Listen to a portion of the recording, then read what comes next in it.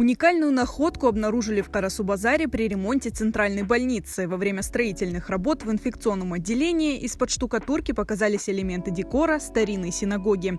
Первым ценность находки определил краевед Михаил Кизилов. Если честно, я сюда, конечно, приезжал уже ранее неоднократно и думал, что вообще эта коробка, покрытая советской штукатуркой, что в ней уже, строго говоря, от той синагоги изначально не осталось вообще ничего, за исключением просто вот там стен каких-то, в общем, коробки здания.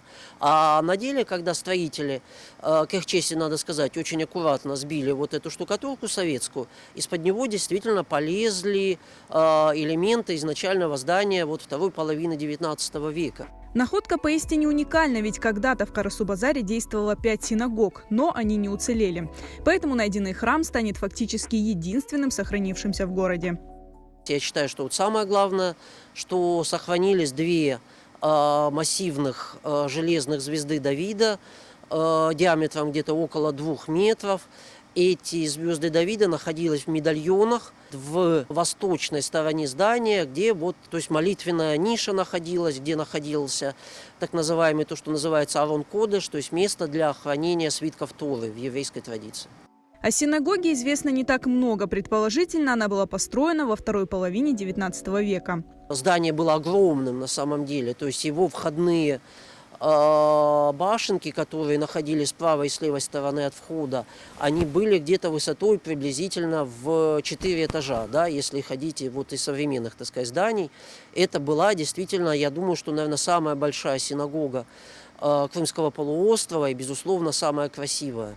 В советское время синагогу отобрали у верующих, здание, вероятно, использовалось как склад. В 1941 году мы можем предполагать, что когда наши войска уходили, они взорвали это здание. Здание, значит, после этого осталось в таком уже, то есть вот эти башенки высокие уже были взорваны. Тоже в оккупационное время здание вновь было приделано крышей. После войны в здании открыли больницу, которая действует по сей день. Сейчас идут переговоры с администрацией больницы, а также со строителями и проектировщиками, которые готовы скорректировать проект и максимально сохранить исторический памятник. Скорее всего, что вот эта пристройка была уже современная, так оно и есть, это пристроено в 70-е годы.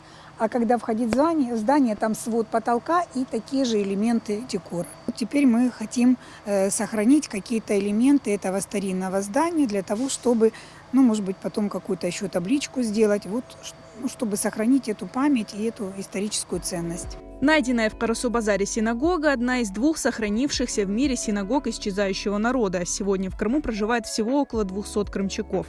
В мире представители этого уникального народа, который исповедовал иудаизм, но говорил на диалекте крымско-татарского языка, осталось не более 1500.